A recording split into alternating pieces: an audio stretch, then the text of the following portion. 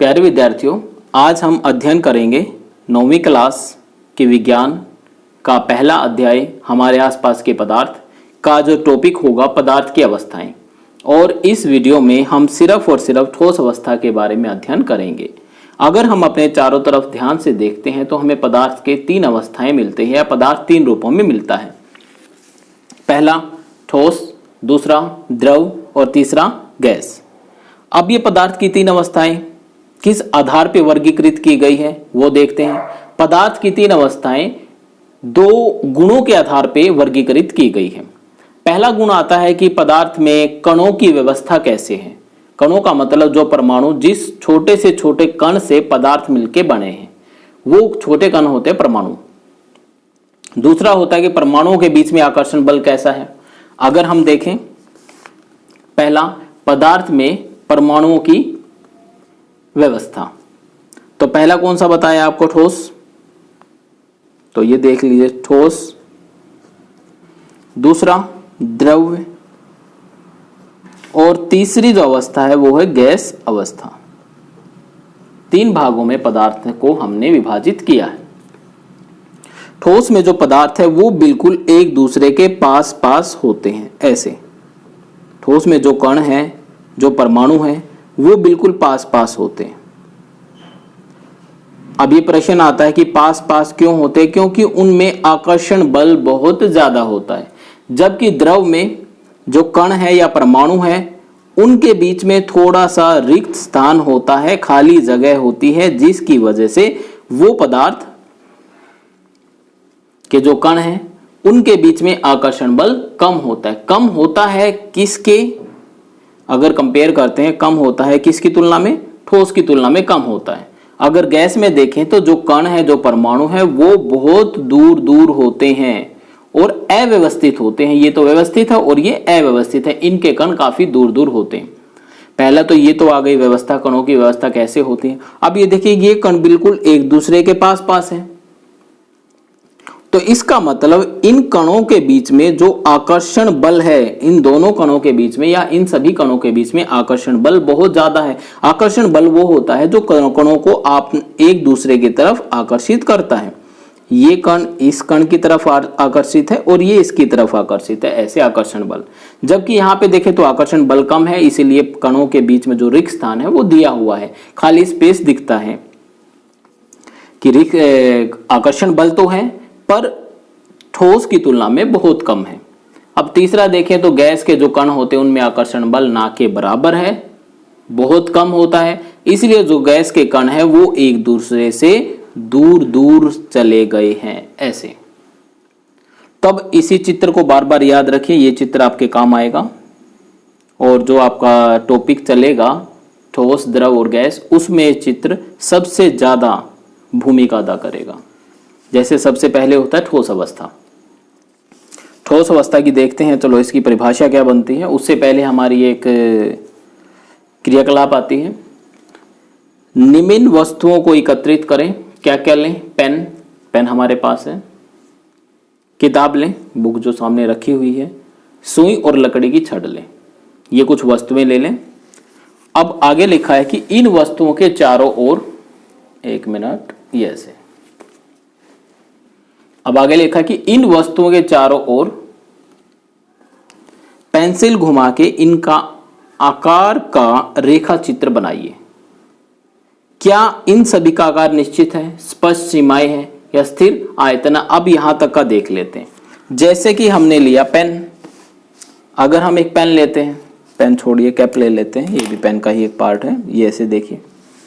अब ये देखना है क्या जो कैप हमने ली है इसका आकार निश्चित है। इसके चारों तरफ पेंसिल या पेन से लाइन लगाइए ऐसे।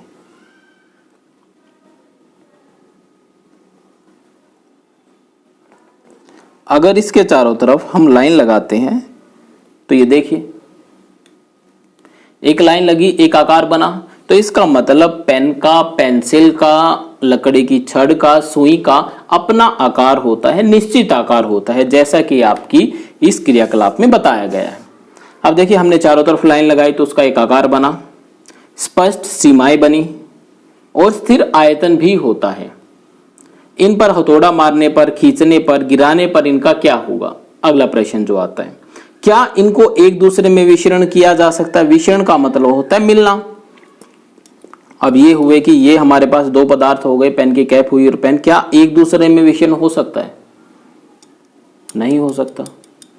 नमक को चीनी में अगर मिलाएं तो कुछ हद तक हम उसको मिला सकते हैं, विषरण हो सकता है, पर जो विषरण होता है वो ना के बराबर होता है और बहुत कम होता है। अगर इसमें देखें विषरण हम क्या होता है, ये हम पहली वीडियो में बता चुके हैं, पहले भाग में आ चुका है। अब क्या बल लगाने पर इनका संपीड़न होता है? पहले जो ये शब्द आता है संपीड़न का मतलब क्या होता है? संपीड़न का मतलब होता है बल लगाने पर किसी चीज को दबाना, दबाव बनाना, उसको संपीड़न बोलते हैं। जैसे अगर पेन की कैप लें और इसको अगर दबाने की कोशिश करें तो इस का कोई संपीड़न नहीं होगा।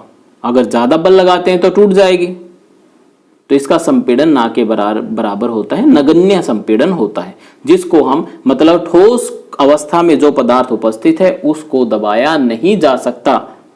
ये होता है संपीड़न, कि इनका संपीड़न, हाँ बल लगाते हैं तो ये टूट जाते हैं। तो ऐसा बताया गया आपकी इस क्रियाकलाप में बताया गया है। आगे देखते हैं।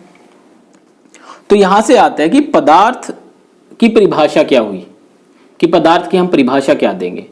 सभी उदाहरण ठोस के हैं जो हमने अभी अध्ययन किए हैं, और हम देख सकते हैं कि ठोस की एक परिभाषा निकल के आती है।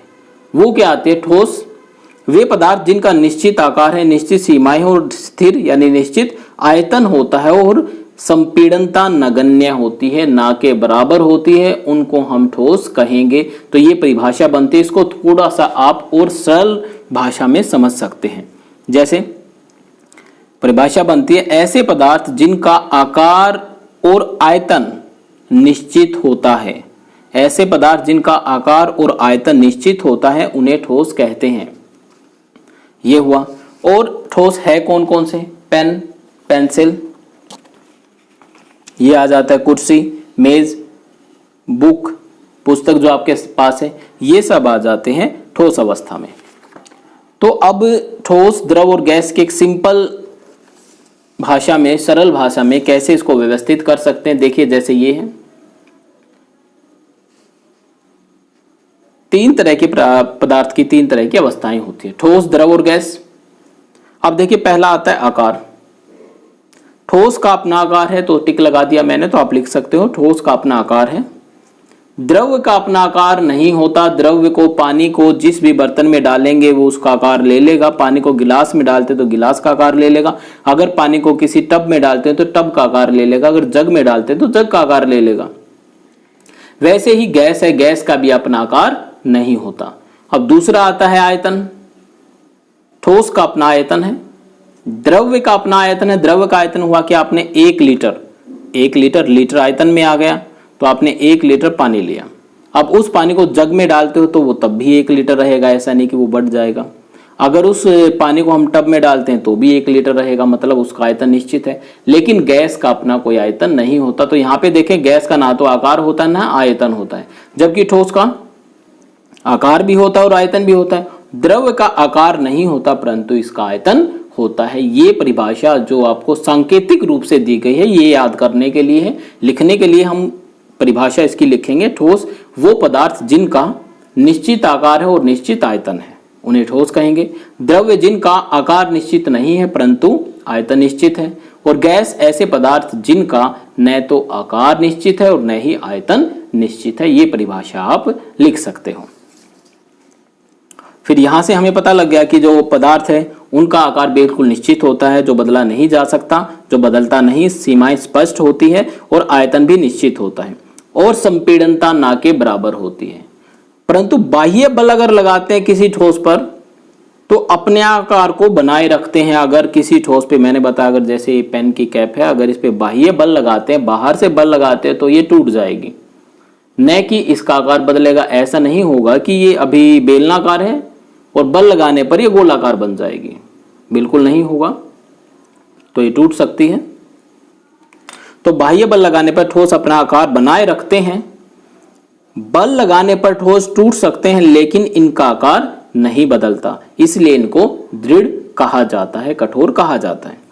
लेकिन यहाँ पे कुछ उदाहरण दिए गए हैं जो हमारी इस परिभाषा को स्वीकार नहीं करते। जैसे रबड़ बैंड, रबड़ बैंड को क्या माना जाए? रबड़ बैंड जैसे ये आपके पास एक रबड़ बैंड है, ये देखें, अगर इस पे आपने ऐसे बाह्य बल लगाया तो देखिए इसने अपना आकार बदल दिया, जबकि अभी अभी आपने कहा था कि ठोस वो होते हैं जो बाह्य बल लगाने पर आकार नहीं बदलते परंतु टूट जाते हैं। लेकिन यहाँ पे देखिए बाह्य बल लगाने पर रबड़ बैंड ने अपना आकार बदल दिया, तो क्या ये ठोस है? पहला तो ये देखिए बाह्य बल हमने लगाया, इसको खींचा तो इसने अपना आकार बदल दिया, तो क्या ये ठोस है? पहला प्रश्न तो यही आता है। दूसरा इसमें पूछा गया है, विभिन्न आकार के बर्तनों में रखने पर चीनी और नमक उनका आकार ले लेते हैं। अगर ये देखिए जैसे चीनी को हम एक चम्मच में रखते हैं, चीनी को अगर एक चम्मच में रखते हैं तो चीनी उस चम्मच का आकार ले लेती है, तो जैसा चम्मच होगा, अगर इसको थोड़ा सा करके से देखें तो जैसा चम्मच होगा चीनी का आकार भी वैसा ही होगा। नमक या चीनी को अगर आप जिस बर्तन में डालते हो, अगर उसको किसी गिलास में डालते हो तो गिलास का आकार ले लेता है, जैसे चम्मच में डाला तो चम्मच का आकार ले लेता है। तो अभी तो आपने ये बताया था इनका निश्चित आकार होता है, पर यहाँ पे देखें तो इसका आकार बदल चुका है। तो आगे इसने ये पूछा है कि क्या ये ठोस में रखेंगे या ये ठोस नहीं है। फिर तीसरा आता है कि अगर आप एक स्पंज लें, स्पंज कैसा होता है वो देख लीजिए एक बार, स्पंज क्या होता है। अगर स्पंज पे बाह्य बल लगाया जाता है तो क्या वो अपना आकार बदल लेता है? तीसरा पूछा गया है, ये स्पंज क्या है? यह ठोस है, लेकिन फिर भी इसका संपीड़न संभव है, ये होता है स्पंज, आपने देखा होगा। अब देखिए इस पे बाह्य बल लगाया हमने और बाह्य बल लगाने पर इसका आकार बदल चुका है, ये देखिए इसका आकार बदल चुका है। अब ये बताइए क्या ये ठोस है? दोबारा देख लें, जैसे स्पंज है, स्पंज पे अगर हम बाह्य बल लगाएंगे तो उसका आकार बदला जा सकता है। जैसे हमने इसको गोल बना दिया, आकार बदल गया ना इसका भी। देखिए पहले आयताकार था, ये कुछ ऐसे था, ये अगर दिखता है तो पूरा तो ऐसे देखेंगे इसको, लेकिन अगर बाह्य बल लगाते तो ये देखिए इसने अपना आकार बदल दिया, ये देखिए कैसा हुआ, गोल हो गया। अब तब ये भी कंफ्यूजन हुआ कि यहाँ पर कि ये ठोस है या नहीं है। तब ये तीन उदाहरण आपको दिए गए हैं, इनको देख के बताना है क्या ये ठोस है या नहीं है। अब चलो देखते हैं इनका क्या कारण दिया गया है कि इनको हमने ठोस में रखा है। पहली बात तो यह आती है कि ये तीनों ही ठोस के उदाहरण हैं। जैसे ये देखिए रबर बैंड पे अगर हम बल लगाते हैं तो ही उसका आकार बदलता है, बल हटाने पर वो अपने उसी आकार में आ जाता है, यानी कि अब ये आकार इसका निश्चित हुआ। लेकिन बल लगाते हैं फिर आकार बदल जाता है, लेकिन बल हटाने पर दोबारा अपने निश्चित आकार में आ जाता है। तो यहां पर क्या लिखा गया है कि बाह्य बल लगाए जाने पर रबर बैंड अपना आकार बदल लेता है, परंतु बल हटा लेने पर पुनः अपने मूल आकार में आ जाता है। और अत्यधिक बल लगाएंगे तो वो टूट जाएगा, जो पहले बताया था कि ठोस पे ज्यादा बल लगाते तो टूट जाता है। दूसरा आता है शर्करा, जो आपने चीनी या नमक लिया था। चीनी नमक को अपने हाथ में ले या किसी प्लेट में रखें, इसके क्रिस्टल के आकार कभी नहीं बदलते। अब देखिए उदाहरण अगर ये लेते हैं, चीनी और नमक का उदाहरण लेते हैं, ये देखिए अगर हम चीनी का एक क्रिस्टल लें, ये होता है एक दाना लें या क्रिस्टल लें। अब इसको थोड़ा सा ना ऊपर करके देख लेते हैं, ऐसे दिख जाएगा? हाँ, नहीं दिखेगा। अब इसका रंग ऐसा हुआ, ये देखिए चीनी का एक दाना है। इस चीनी के दाने को आप कहीं पर रख लीजिए, कहीं पर भी, ये ऐसा ही रहेगा। आप अपने घरों में देख सकते हो, ये अपना आकार कभी नहीं बदलता। जबकि बहुत सारे चीनी के क्रिस्टल लेते हैं या शर्करा की क्रिस्टल लेते हैं तो वो इकट्ठे होके उसका आकार ले लेते हैं बर्तन का। पर हम बात करते हैं एक क्रिस्टल की, ये क्रिस्टल कभी भी अपना आकार नहीं बदलता सर, ऐसा ही रखता। अगर फिर वही बात है, बाह्य बल लगाते हैं तो ये टूट जाते हैं। जैसे देखिए बाह्य बल लगाने पर ये टूट जाते हैं परंतु अपना आकार नहीं बदलते। तो ये था हमारा दूसरा उदाहरण। अगर तीसरी बात करें, स्पंज की बात करें, जो आपका आया था, स्पंज में बहुत छोटे छोटे छिद्र होते हैं जिनमें वायु भरी होती है। जब हम दबाते हैं तो वायु बाहर निकल जाती है और इनका संपीड़न संभव होता है। जैसे ये स्पंज है, इसमें अगर आप देख पाए तो बहुत सारे एक मिनट रुकिए, अगर इसको देखते हैं यहां से इतना ही देख पाएंगे भाई इसको। ये देखिए इसमें छोटे छोटे छिद्र होते हैं, बहुत सारे छोटे छोटे छिद्र होते हैं, तो इनमें हवा भरी होती है। अगर इसको दबाते हैं, जैसे हम इसको दबाते हैं तो होता है क्या कि वो हवा बाहर निकल जाती है। बाहर निकलने से इनका संपीड़न संभव होता है, इसका हम संपीड़न कर सकते हैं। तो इसका मतलब क्या हुआ कि इसमें हवा भरी होती है जिसकी वजह से इनका संपीड़न संभव है। तो ये हुआ हमारा ठोस अवस्था के बारे में। अब हम देखते हैं कि ठोस अवस्था के गुण क्या क्या होते हैं, जैसा कि हमने इस टॉपिक में अध्ययन किया है।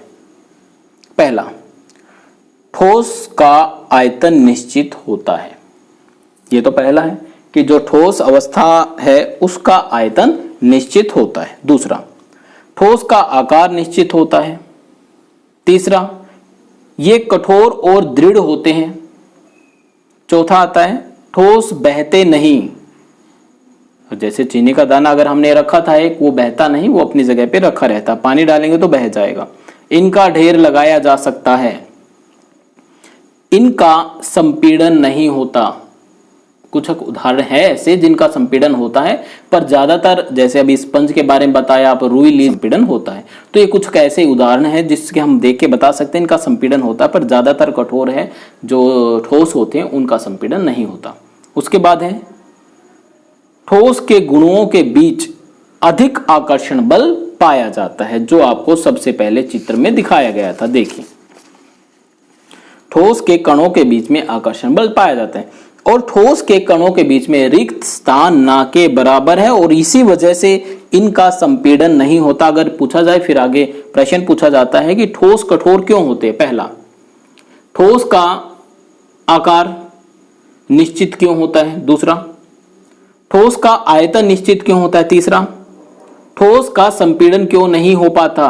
चौथा, और ठोस क्यों नहीं बहते। पांचवा, अगर इनमें से कोई भी प्रश्न आपसे पूछा जाता है तो उसका हम ये बता सकते हैं कि ठोस के कणों के मध्य बीच में रिक्त स्थान नहीं होता। आप देखिए, द्रव के कणों के बीच में रिक्त स्थान है, तो क्या हुआ कि ये कण यहां से चलकर यहां तक जा सकता है, ये कण इसके पास आ सकता है। अगर इन्हीं कणों को सबको पास पास लेके आए, तो अब अगर ये इतनी जगह लेते हैं, इतना स्थान लेते हैं, अब इन कणों को एक दूसरे के पास लेके आए तो ये चार कण ऐसे बना देते हैं। चार हुए, फिर ये चार बनाते हैं, फिर आगे चार बनाते हैं। अब ये हुई द्रव अवस्था में जो कण है, अगर इनको पास पास लेके आते तो देखिए कितना कम स्थान घेरते हैं। तो ये हुआ कि ऐसे अगर कण दूर दूर है, लेकिन इसमें तो कण पहले ही पास है, तो इसके लिए इसका संपीड़न नहीं होता, इनका आकार निश्चित होता है। तो आप यही उत्तर लिखोगे कि ठोस अवस्था में कण एक दूसरे के पास पास होते हैं, उनके बीच में रिक्त स्थान नहीं होता और उनके बीच में कणों के बीच में आकर्षण बल बहुत ज्यादा होता है। इस वजह से ठोस का आकार निश्चित है, आयतन निश्चित है, ये कठोर होते हैं और ये दृढ़ होते हैं और ये नहीं बह सकते और इनका संपीड़न नहीं होता। तो आज के लिए इतना ही। अगले भाग में हम इसकी द्रव अवस्था के बारे में अध्ययन करेंगे कि ठोस की द्रव अवस्था क्या है, उसको कैसे परिभाषित किया गया है, क्या उसके भी कुछ गुण धर्म है।